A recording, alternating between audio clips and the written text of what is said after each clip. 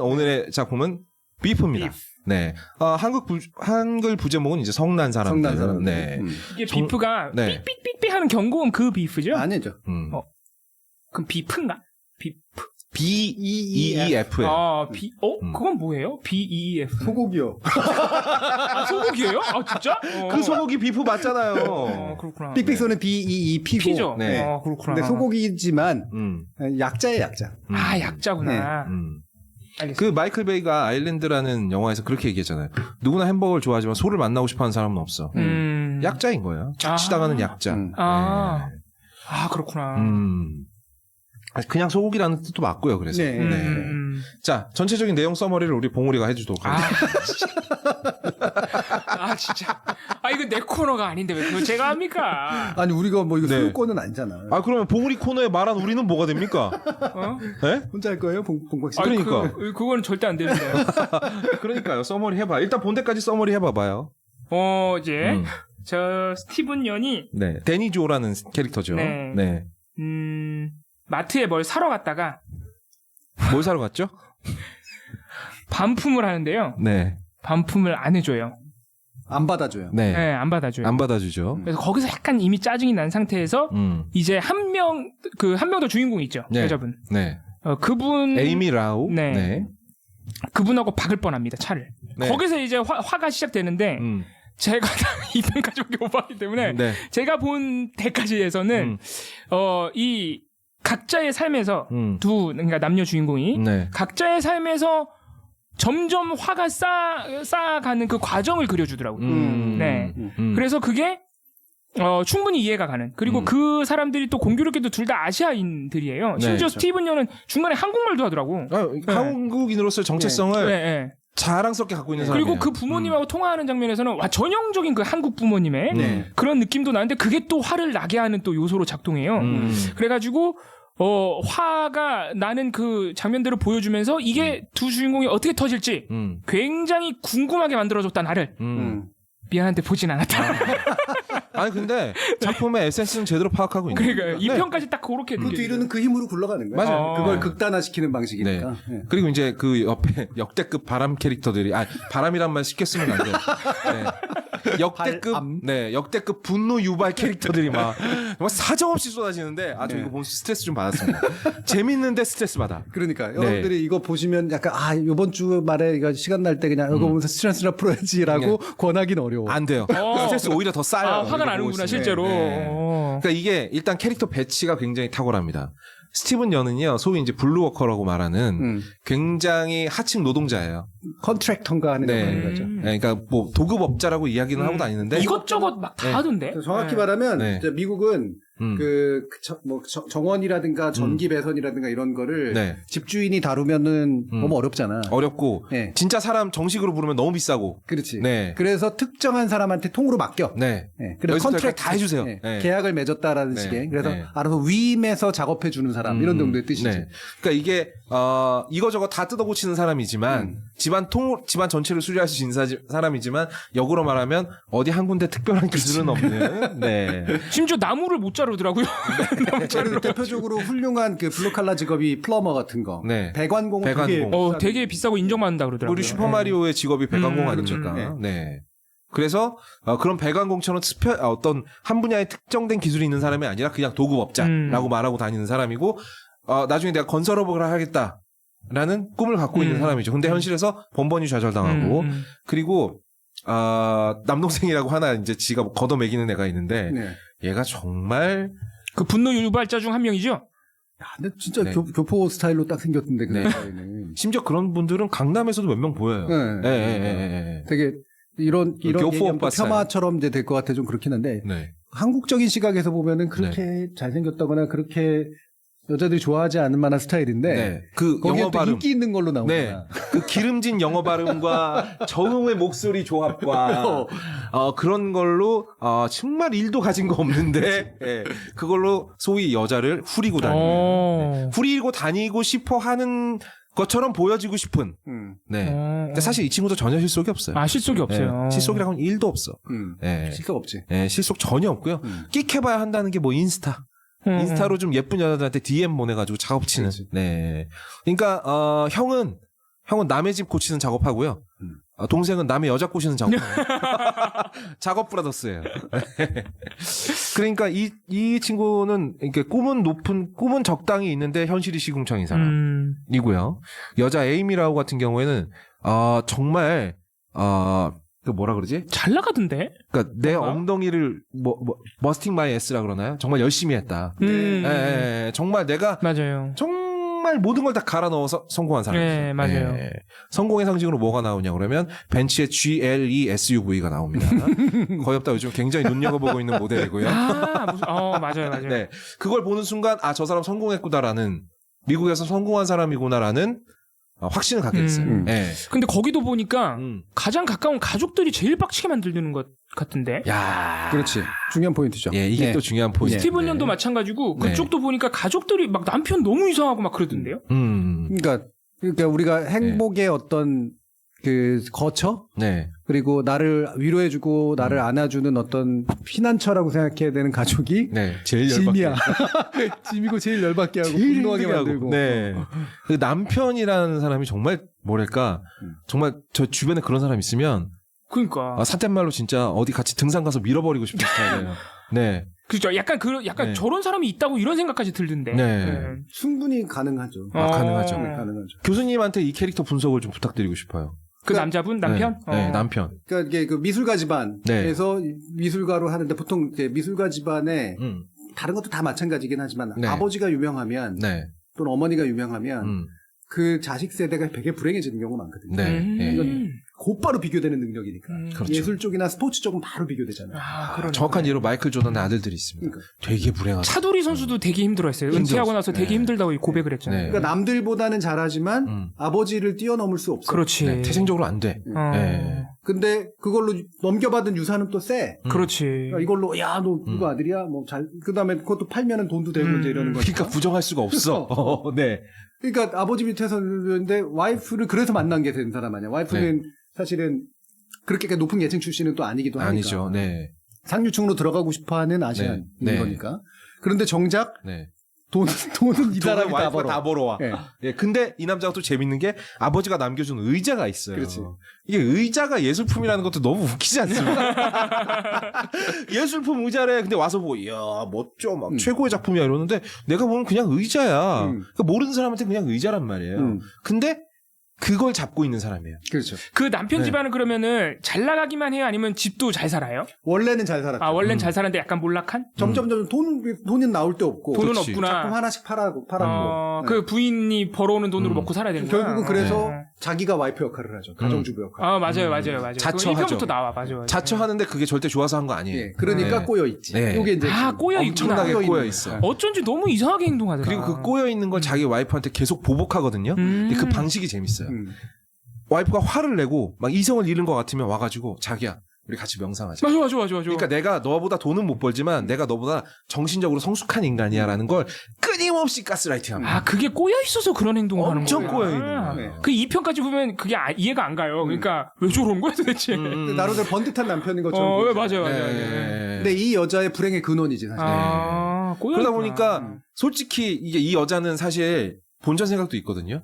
야, 네가 훌륭한 집안 사람인 것도 알고 예술가 집안 출신인 것도 알지만 사실은 돈은 내가 다 벌어왔잖아. 그렇지. 내가 다 사업했고. 내 덕에 이렇게 멋진 저택에 살고 있는 거 아니야. 근데 왜 넌 나 이렇게 미성숙한 인간 취급해? 라는 게 계속 쌓여가고 있었어. 우리가 이 정도는 얘기해드려도 막 강한 스포는 아닌 거죠? 아니에요. 뭐 기본구도 어차피 다시 보시면 또 헷갈리면서. 근데 지금 우리 보신 분들이 꽤 되는 것 같은데 난 그래도 남편이 불쌍하던데 이런 반응도 있네요? 죄송한 말씀입니다만 전혀 아닌가 보다. 남편이 불쌍하게 보이셨다면 지나치게 감정을 이입을 한쪽에 하셨거나 아니면 캐릭터의 특징을 잘 다른 남편이랑 헷갈리셨을 수도 있고.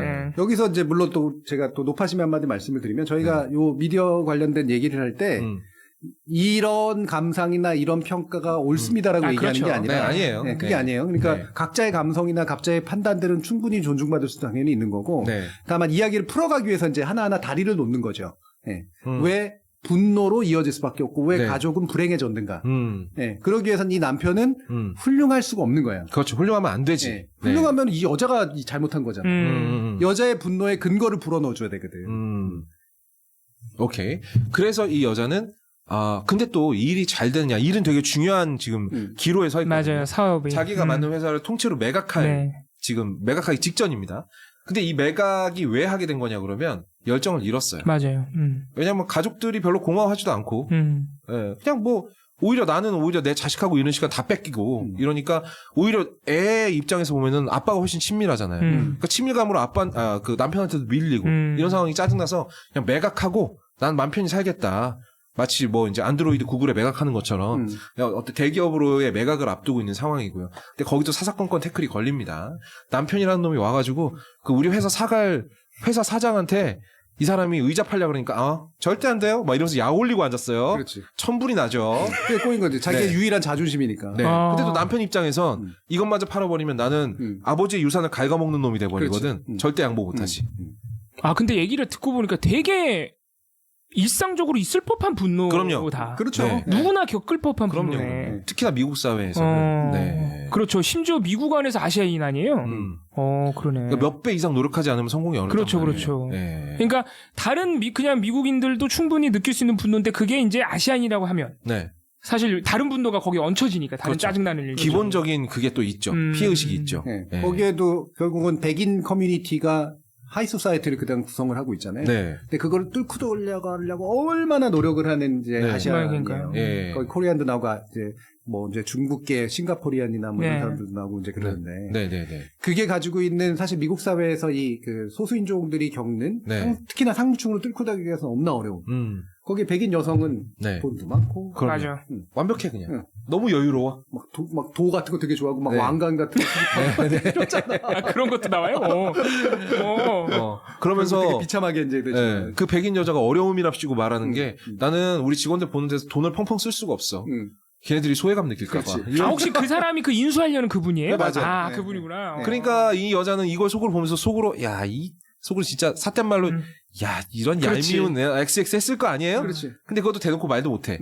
그런데 주차장에서 누가 봐도 내 차보다 급이 진짜 한 10급은 떨어지는 화물차랑 부딪힐 뻔했어. 맞아요. 근데 스티븐 양이 빵빵하면서 뭐라 했단 말이야. 그러니까 이제 여기선 터진 거죠.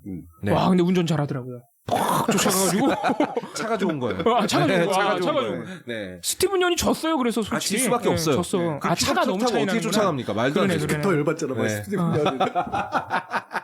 그러다 보니까 스티븐 연한테 그냥 갈 수도 있는 걸 뻑큐를 하고 갔어요. 맞아요. 그렇죠. 네, 스티븐 연은 여기서 이게 끊어져 버린 거고요. 자, 스티븐 연의 입장으로 돌아가 보면 아까 우리 다 얘기했죠. 정말 힘들게 살고 있어. 이 사람이 소위 심지어 성공도 못했어. 엄마한테 거짓말해. 네. 네. 그리고 이제 같이 모텔하던 부모님인데 자기 사촌 형이 사고 치는 바람에 부모님은 심지어 쫓겨나갔어. 맞아요. 네. 정말 뭐 되는 일이 아무것도 없는 남자야. 근데 누가 나한테 뻑큐를 하고 지나가는데 지나면서 보니까 여자야. 이성의 끈이 끊어진 거지. 우리가 이제 바닷가에 앉는 의자를 뭐라 그러죠? 바닷가에 앉는 의자. 바닷가를 영어로 뭐라 그러죠? 비치. 예. 저 의자. 그러니까 이 여자가 파는 게 의자네 또.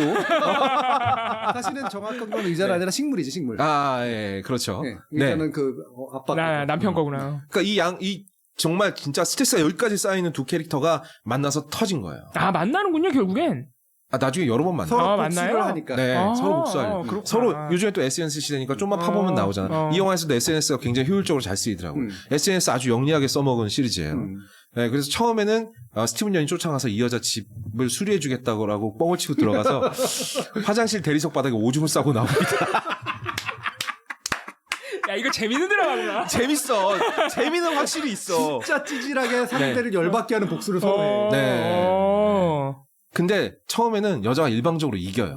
예. 훨씬 똑똑하거든. 그렇지. 네. 성공한 사람이잖아. 경험도 많고 똑똑하고 무엇보다 자신감에 차 있거든. 근데 뭐 줄거리 소개는 여기까지만 들으면 될 것 같아요. 근데 이거를 거업님이나 교수님이 원래 이거 교수님이 또 먼저 하자고 제안했던 드라마잖아요. 저도 찬성했었고요. 네. 하자고 한 특별한 이유가 있을까요? 제가 2편까지 본 바로는 막 엄청 사회적 또는 우리한테 심리적으로 뭔가 이렇게 영감을 주는 건 여러 가지 방향이 있을 수가 있는데 일단 A24잖아요 이게. 네. 요 계열 이게 제가 지난번에 우리가 얘기했던 것도 있었지만. 그러니까 좋은 특이한 작품을 만드는 스튜디오의 중요성. 이란 말이에요. 주류적인 작품은 분명히 아니거든요. 그러니까 에이시언도 나와가지고 이렇게 만들어지고 막 그러는 거잖아요. A24 작품들이 대부분 다 이래요. 좋은, 그러니까 미국의 힘이거든 이게. 미국은 이 소규모 스튜디오가 가지고 있는 창의성이 되게 뛰어나요. 그리고 소규모 스튜디오에서 만든 영화들이요 무시무시한 수익을 올린 경우가 되게 많아요. 그렇게 대박쳐서 또 메이저가 되기도 하고 이러는 거니까. 그리고 이런 것 때문에 그리고 새로운 배우도 발굴되고 새로운 극본도 나오게 되고 그런 거죠. 스티븐 영 같은 배우들이 쓸모고도 생기는 거고 이 여자 주인공 있잖아요. 에이미 라우로 나온 여성분. 이분도 사실. 그러고 보니까 이 비프도 저 2편까지밖에 안 봤는데도 이런 드라마 처음 본다 이런 생각이 들었어요. 그러고 보니까. 확실히 감성이 좀 다르잖아요. 와 이거 뭐야 막 이런 생각이 들어. 그러니까 우리가 이제 문화 산업이 성공을 한 거 우리가 성공했었던 이유는 할리우드적 독법이나 할리우드적 어떤 문법이 아니기 때문에 성공한 거거든요. 정확하게 그렇죠. 그러니까 우리가 보기에는 신파지만 미국인들이 보기에는 감동이잖아. 그러니까 신파라는 우리는 이미 관습적인 요소라서 싫어하지만 그게 세계인의 관점에서는 되게 좋은 감성적 요소일 수 있다는 걸 보여주는 거란 말이에요. 그러니까 이런 것처럼 우리가 가지고 있는 것들이 창의롭고 되게 신선해 보였던 시기가 있었고 그게 다행히 주류에게 먹혔어. 그러면 여기서 갑자기 우쭐하는 게 아니라 그런데 우리는 이 신선함을 혹시 잃어버리고 있는 거 아닌가? 그 생각을 해야 되는 거랍니다. 정확하게 왜 먹혔는지 분석도 해야 되고. 그러네. 근데 분석은 안 하고 대충 비슷하게 만들어 놓고 야 요게 그거야 뭐 이러고 있으니까 망하는 거죠. 그러니까 우리가 그런 스튜디오를 좀 더 늘어나고 물론 더 어려운데 그런 쪽들이 많이 생기고 이랬으면 좋겠다라는 생각으로 동시에 떠오른 게 이제 요 작품이었어요. 그래서 이게 한 가지 문화산업적인 그런 이유였었고 다른 한 가지는 이제 미국 사회에서의 그 인종과 계급이 문화와 만나면서 벌어지는 복잡한 어떤 코드. 이거 굉장히 흥미롭습니다. 그러니까 한국 사회는 사실 의외로 그렇게 계층적이지 않은 사회거든요. 의외로. 거기서 보면 스탠딩 파티 하는 거라든가 이런 거 보세요. 거기 확 이렇게 나눠지는 거 그런 느꼈잖아요. 그런 의미의 계층. 굉장히 우리가 그게 외교관에서도 느껴지거든요. 외교관이라는 게 얘네들끼리의 그 이른바 G7은 지들끼리의 파티구나. 거기에 그냥 불려간다고 해가지고 솔직히 말하면 그냥 원숭이 취급 받는 거지. 그냥 너 돈이나 내. 뭐 이런 얘기지. 이들의 일원으로 안 받아들여 주는구나. 그 우리가 못나서가 아니에요. 지들끼리 짜놓은 그 너무 견고해서 카르텔과 네트워크가 있는 거거든요. 그거를 명확하게 느끼라는 거야. 그래서 자꾸 그걸 밀고 들어가가지고 성공하려고 하지 말고 다른 세계를 세워서 성공을 해야 된다는 거지. 그래서 봉준호 감독이 아카데미상 받으면서 그러지 않습니까? 자망 너머에 더 좋은 영화들이 많이 있다라고 새로운 세상이 있다라고 얘기한 거 아닙니까? 그렇죠. 그러니까 우리의 갈 길을 이미 얘기한 거예요 거기서. 괜히 애써가지고 미국 주류들하고 영화 찍을 필요가 없어. 그렇지. 그러니까 그들의 감성에 자꾸 어울리려고 할 필요가 없다는 거야. 그들은 잠깐 사탕 새로 하나 빨아먹듯이 선택하는 자니까. 그렇지. 지금 그리고 우리가 필요한 약간 이유가 있으니까. 그렇지. 너도 괜찮네. 그래. 이거야. 그리고 다시 또 딴 데 돌리는 거야. 그렇지. 또 다른 인도 가가지고 아마 그러고 있을걸. 맞아. 이 주기 속에 들어가 있으니까 내가 대단히 잘나서 성공했다기보다 내가 가진 창의성이 인정받았는데 새로운 창의성으로 내 세계를 만들어서 우리의 시장을 구축하고 내 세계를 구축하지 않으면 안 된다. 맞아요. 이 생각을 하자는 얘기거든요. 그래서 이제 우리가 자꾸 왜 서양의 백인 문화가 가지는 거에 대한 컴플렉스가 사실 의외로 굉장히 강하거든. 근데 걔네들이 엄청나게 잘나서 그것만 가지고 있는 게 아니라는 거죠. 다만 우리가 쫓아가서 그걸 뒤집어 엎을 수는 없다는 거야. 이미 가지고 있는 지배력이 있기 때문에. 그럼요. 백인들이 와가지고 뭐 판소리 한다고 우리 판소리를 이길 수 있겠습니까? 근본이 다른데. 그러니까 우리 세계를 키우고 우리의 문법을 만들어서 지들이 배워서 오지 않으면 이해할 수 없는 상태. 그렇죠? 이거를 인재는 만들어야 될 때가 온 거지. 지금까지는 되게 소수 문화였지만 어느 정도 만들 역량이 된 거 아니에요. 그게 너무 좋은 기회인 게 아시아 영화들이 다 삽질하고 있어요. 인도 영화 좀 좋아지고 있고요, 요즘에. 근데 일본 영화, 중국 영화 다 삽질하고 있단 말입니다.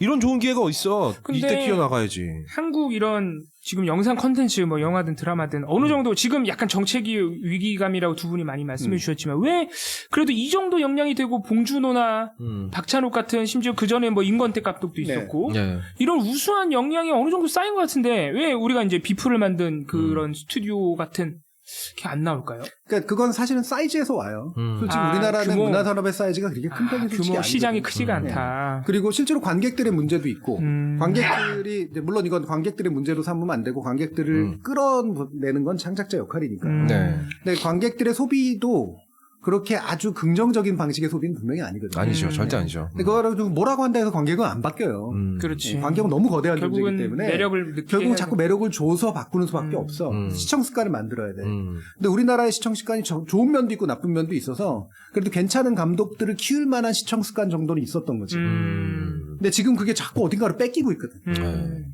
별거 아닌 일본 애니메이션한테 뺏기고. 네네. 솔직히 말하면 슬램덩크 그렇게 잘 만든 작품도 아니잖아. 저 처음 봤을 때부터 별거 아니라고 그러니까. 얘기를 하고 다녔는데. 스즈메 문단속이 솔직히 엄청나게 괜찮나 사실은. 전편만도 못해요. 그렇죠. 그전 작품들이 더 낫지. 그럼요. 너의 이름은 훨씬 낫죠. 그럼에도 불구하고 극장에 가서 본단 말입니다. 그럼 왜 보는지를 판단을 해봐야죠. 그러네. 그것도 그렇게 흥행을 하는데 지금 올해 우리나라 흥행 영화가 없다는 게 좀 그러네요. 이상하네. 그러니까요. 그러니까 이거는 어디선가 꼬여있고 어디선가 잘못되고 있는 거기 때문에 우리가 냉정하게 우리가 지금 엄청난 한류 열풍에 우리는 이제 뭐 G1이야 G2야 이런 생각하지 말고 요게 언젠가는 끝낼 수 있을 거고 지금 이미 나타나고 있으니 새로운 어떤 우리만의 사이즈 우리만의 제작 방식 이런 것들을 다시 만들자. 사실은 지금 유명한 감독 유명한 배우 돈 잘 벌었던 사람들이 이거 해야 돼요. 네. 그렇죠. 투자해가지고 예전에 한국 영화 아카데미가 결국은 봉준호를 만들었던 거 아닙니까? 맞습니다. 솔직히 네. 그렇죠? 한예종이 그래도 뒷받침해주고 있었던 거잖아요. 그 저기 뭐야 배우 한석규가 만든 그러니까. 막둥이 시나리오 공모전 이런 데서 좋은 감독들 많이 나왔잖아요. 그래, 그렇구나. 로버트 레드포드가 만든 썬댄스 영화제 거기서 미국 이걸 대표하는 감독들이 얼마나 많이 나왔는데요. 그렇죠. 네. 그래서 우리가 미국처럼 인디펜던트 인디들이 이렇게 강할 수는 없는 사이즈긴 하지만 적어도 성공한 그 저기 문화 산업자들이 있잖아요. 네. 이 사람들이 딴짓하지 말고 나는 이제는 난 넷플릭스에 팔린다 니들 빠이빠이 이러지 말고 진짜 거기서 돈을 유치해, 벌면 그건. 벌어온 가지고 뭐 이렇게 막 내라는 소리가 아니라 그냥 좋은 학교 배우 학교라도 좀 만들고 말이야 민간에서 굳이 국가에만 의존하지 말고 그렇게 해서 그 펀드들이 안에서 돌아야 되거든 이제. 그러니까 저는 이런 것들이 좀 이제 있어야 그나마라도 희망이 좀 생긴다라고 생각을 하는 거예요. 네. 그리고 그걸 봐주는 사람들이 생겨야 되고. 그게 저는 신기했던 게 그렇게 성공한 감독님들 나오는데 저는 예를 들어 봉준호 사단 이런 얘기를 못 들어본 것 같아요. 그저 그렇게 할 만한데. 봉준호 사단은 뭐, 배우들만 있죠. 그러니까요. 그러니까 네. 배우들 말고 네. 이 스튜디오가 되려면 제작진이어야 되잖아요. 네. 왜 그러니까 박찬욱 감독도 헤어질 결심 쓴 그 작가님이랑은 작업을 좀 하신 것 같은데. 네. 뭐 박찬욱 사단 뭐 이렇게 얘기 안 하잖아요. 저는 약간 그 두 감독님의 성향이요. 아 성향이 그래요? 그러니까 나는 이게 약간 저는 개인적으로 그냥 제가 혼자 부르는 말인데 메이드 인 코리아 히피라고 이렇게 어울려서 같이 작업하는 걸 좋아하는 사람들이 아니에요.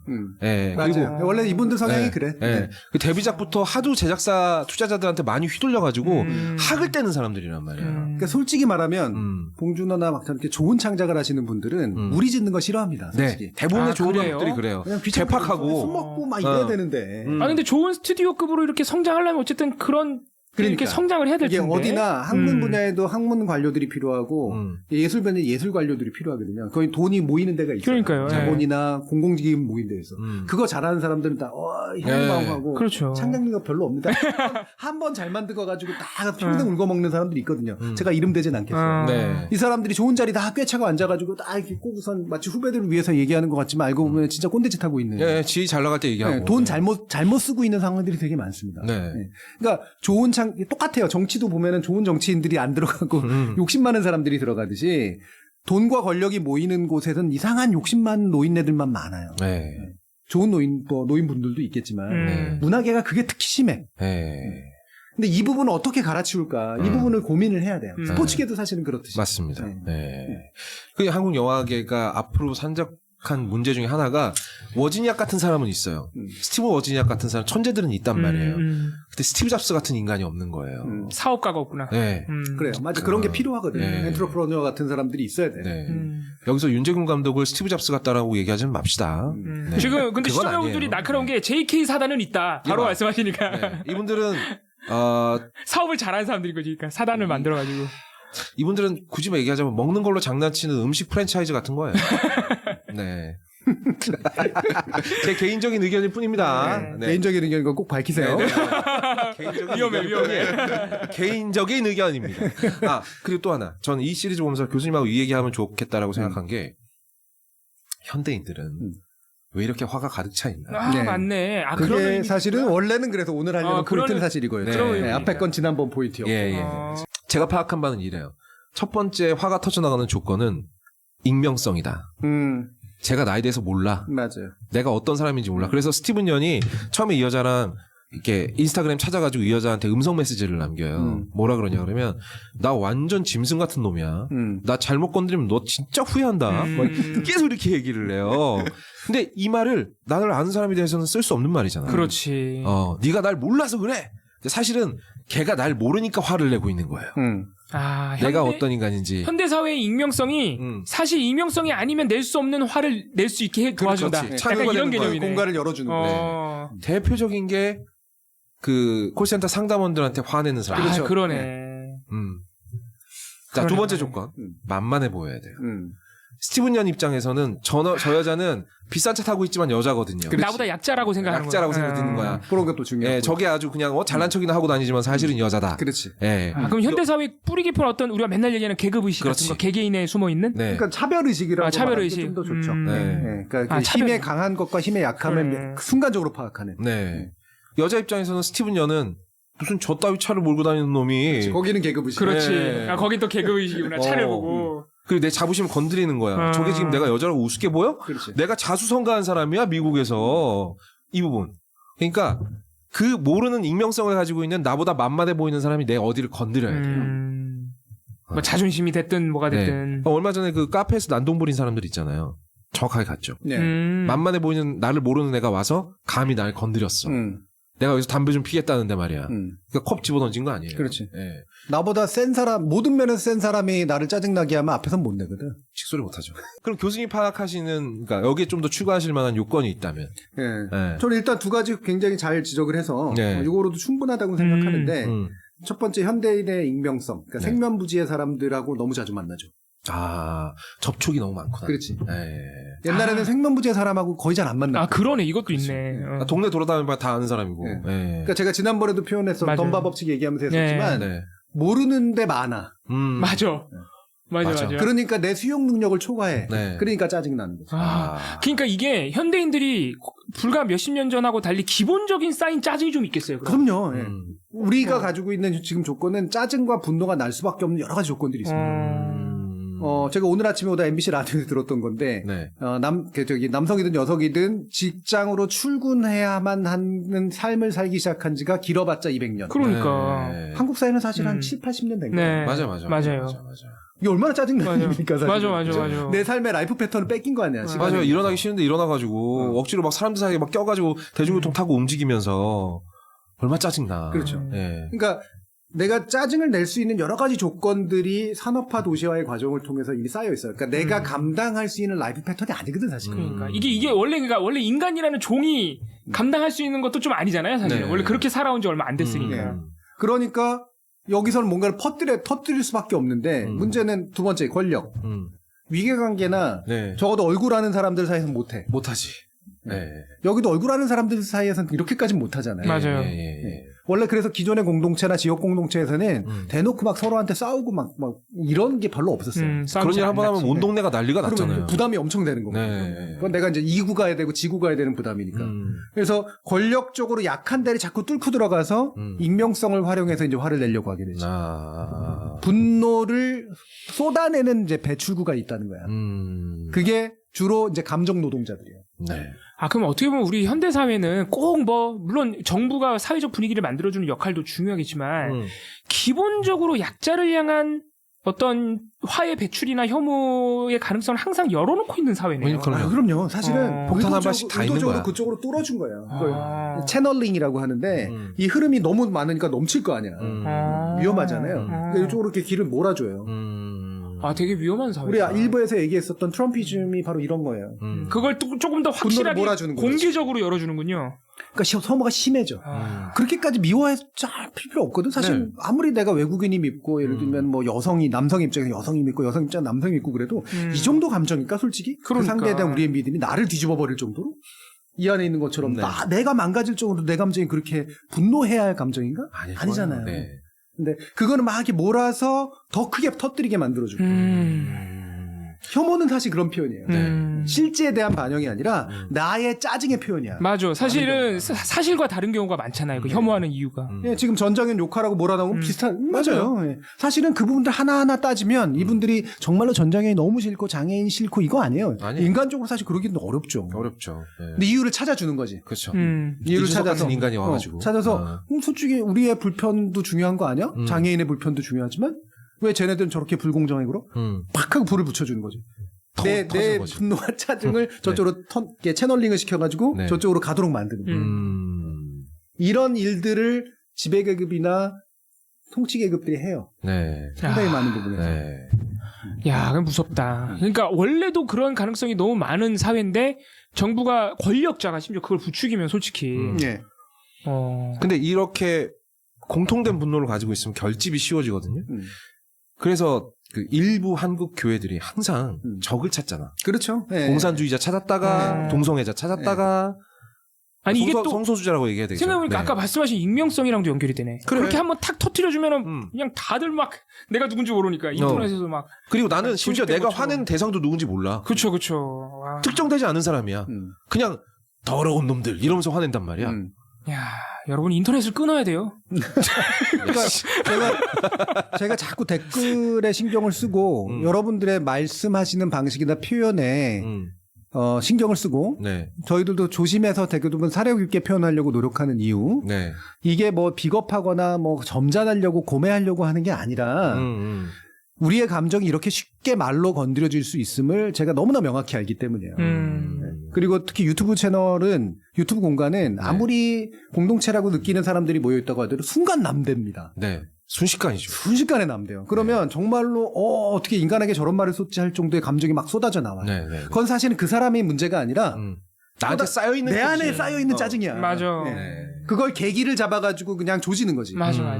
그럼 상대가 받아야 될 욕이나 상대가 받아야 될 어떤 비난을 이 아닌 것들의 이상들을 쏟아놔요. 그렇지. 아마 그거 쏟는 사람들도 사실 나중에 뒤에서 느낄 거 아씨 너무 했는데? 왜 이렇게까지 했지? 근데 거기다 대놓고 내가 잘못했다고 할 수 없잖아. 그렇죠. 네. 잘못했다면 내가 지니까. 지는 거지 그러면. 그럼 내 분노에 자꾸 이유를 붙여야 돼. 그럼 얘가 잘못한 일을 했어야 돼. 네네. 일을 찾아. 계속 쫓아다니면서. 뭐 하나 이제 걸리면 너 이때도 저랬잖아. 이때도 저랬잖아. 이렇게 된 거. 이게 지금 비프가 하는 일들이. 네, 비프에 나오는 일들이야. 너 이랬잖아. 너 저랬잖아. 와, 근데 전장현한테 하고 있는 일이랑 똑같네 또. 그래. 정부나 여당이 하는 일이랑. 아, 이게 또 그렇게 연결되네요. 네. 그러니까 이 두 사람은 특히나 이제 이민자 사회라는 특성도 좀 그렇죠. 감안을 해야겠어요. 여기에다가 전체적으로 내가 소외받는 계층이라는 피해 의식과 그 실제로 받는 손해가 있어요. 피해가 있어요. 네. 그러다 보니까 정말 터트릴 것만 있으면 막 화라산처럼 터져 나가는 거죠. 네. 아주 인상적인 장면이 있어요. 두 사람이 차를 타고 다시 만납니다. 모종의 거래를 할게 해서 다시 만나요. 그러다가 막 서로 막 그 와중에 둘이 거래를 해야 되는데 서로 욕하고 싸우고 앉았어. 근데 누가 뒤에서 차가 이렇게 두 대가 서 있으니까 누가 뒤에서 야 니들 안 가 이러고 빵 한단 말이야. 순식간에 같이 욕해. 그렇지. 공동의 적을 찾았네. 그렇지. 왜 안 가? 빨리 안 가! 하니까 넌 뭐야! 이러면서 둘이 같이 욕을 한단 말이야. 그러니까 이 두 사람은 사실은 서로에게 왜 화내고 있는지도 몰라. 그냥 화를 어디다 터트려서 풀까만 찾고 있는 상황이네 어떻게 보면. 그렇지. 그러니까 저도 사실 이 영화 보면서 이 시리즈 보면서 약간 반성을 했는데 제가 가끔 댓글이랑 싸우잖아요. 사실은 나도 싸울 핑계만 찾고 있는 건 아닌가? 그렇지. 네.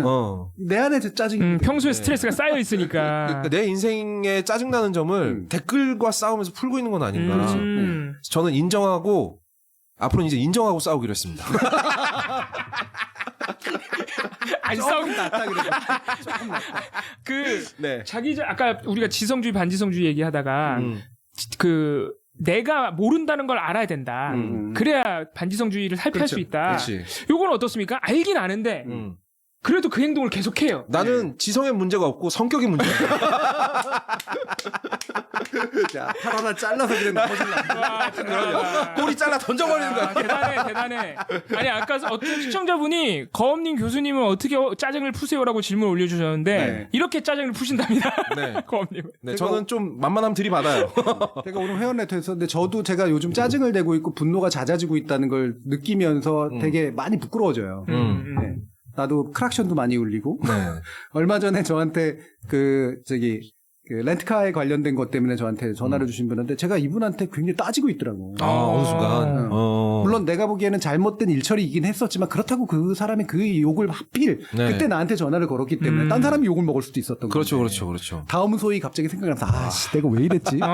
물론 당연히 그 정도도 아니었지만. 네네네. 아 내가 위험한 상태구나. 어느 순간 내가 내고 있구나 짜증을. 이게 정부 때문인지 방통위 때문인지 검찰 때문인지 모르겠지만 네. 아 내가 분노가 많이 쌓였고 짜증이 많이 쌓였구나. 그러니까 막 와 지금 무슨 토론문도요. 요즘은 거의 경문을 써요. 글로 푸신답니다. 토론문으로 푸신대요. 예. 안 푼다는 게 아니라 그 정도로 위험해지고 있다는 거예요. 제가 말하고 싶은 건 그거죠. 내가 정말 분노를 정당하게 사용하고 있는가. 그렇죠. 아니면 엄한 사람한테 배설하고 있는가. 요거는 좀 구분을 해야 된다. 그리고 그 분노가 어디서 사실은 왔는가. 상대한테 온 건가 내 안에 쌓여 있었던 건가. 네네네. 그렇다고 교수님 말씀 들어보면 현대인이 분노를 완전히 없애는 건 불가능하잖아요. 그렇죠. 그러면 건강하게 해소할 방법을 찾아야죠. 맞아요. 찾아야지. 양가무라는 참고로 그래서 온갖 격투기를 다 합니다. 그런 것도 합리적인 좋은 방법인 거예요. 좋은 방법이에요. 좋은 방법. 스포츠잖아. 이게 합법적으로 사람 찌를 수 있는 게 이거밖에 없다라고 하면서 그렇게 얘기하면 너무 이상해. 아니 펜싱을 그렇게 해요 진짜로. 예. 그래서 펜싱을 합니다. 대부분의 스포츠가 바로 이제 그런 공격성을 그치. 완화하기 위한 방법들이죠. 네. 그리고 우리 PD님께서 당근에게 헤드폰을 쓰이기 시작했습니다. 이상 증세가 나타나고 있습니다. 이상 증세가 나요. 병리학적 증세가 나타나고 있습니다. 12시간 되자. 이게 저기 저 동물원에 오래 갇힌 곰한테 나타나는 현상과랑 되게 비슷한데. 이렇게 몸 흔들고 막 이래. 당근하고 지금 헤드폰을 쓰고 같이 쓰고. 조금 있으면 이제 헤드폰을 뜯어먹기 시작할 것 같아요.